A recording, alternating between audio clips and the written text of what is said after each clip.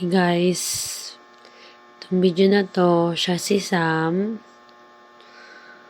Ayun, siya'y pumanaw na noong December 22. Itong video to, hindi to para, alam mo yun, in-upload ko lang talaga siya. Ito talaga yung main purpose ko. In-upload ko lang kasi alam mo, just in case ba na masira yung phone or kahit anuman, meron akong mababalikan sa YouTube. Ay yung purpose ko. Kasi napamahal talaga sa akin tong asong to. Nung dumating siya sa amin, nagkalisin, ganyan. Rescue lang siya. 4 months na siya nang dumating siya, ganun. Or 5 months. Napakadami niyang galis, tapos may bukol siya. Talaga napabayaan siya. Ayun. Tapos sobrang baho niya. Kaya yun. Nalulungkot pa din ako. Para pa rin akong namatayan na ang anak, kapatid. Basta ganun yung feeling na bigat pa rin sa pakiramdam mo na may nawala. Kasi iba yung malayo ka lang eh. Parang na-imagine mo lang siya na nandun lang siya. Kesa yung wala na siya doon. Wala, parang wala akong konsyensya siguro kasi na iniwan ko siya, iniwan ko sila dun sa bahay. Siyempre, di mo sila pwede ko isama kasi di ko talaga sila totally. Bantay sila eh. Bantay sila din dyan sa bahay. Lalo na siya, laki-laki niya. Ayun. Nalulungkot pa din ako kasi sinasabi ko sa kanya lahat ng problema ko, gano'n. Siyempre, di naman all the time masaya ako. Di naman all the time. Alam mo yun, siya yung naging best friend ko na, alam mo ba, sa yung mga panahong naguguluhan ako kasi may mga gusto akong desisyon na hindi ko pa nasusunod.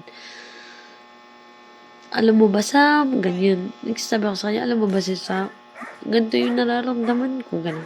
Tapos pag, alam mo yun, na-open mo sa isang tao, pag nag-open ka na, gumagaang na yung pakiramdam mo.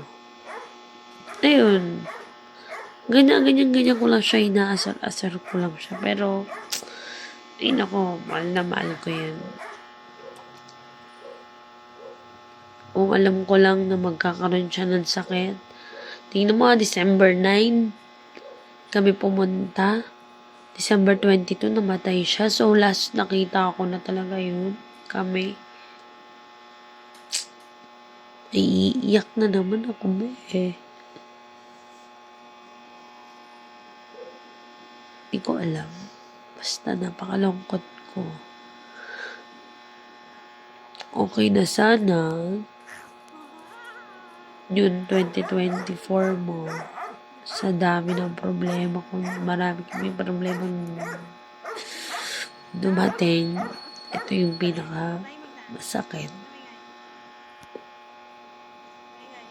Kasi alam mo yung namatayan ka ng isang alaga, kaibigan, anak. Ay.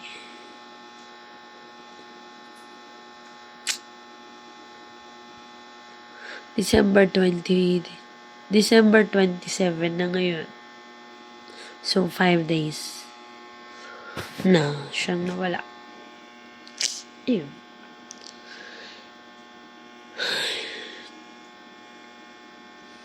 Hindi ko ba alam? Basta alam ko lang malungkot ako. Masaya yan si Samboy. Porong Doberman siya. Masaya siya kasi mukha lang siya nakakatakot pero napakalambing niya. Mas sweet siya. Lagi-lagi niya akong niyayakap. Lagi-lagi niya akong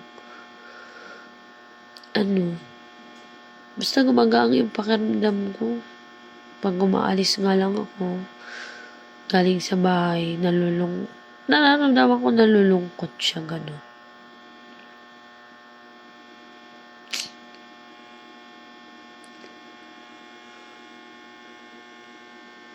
Ay, I love you, Sam.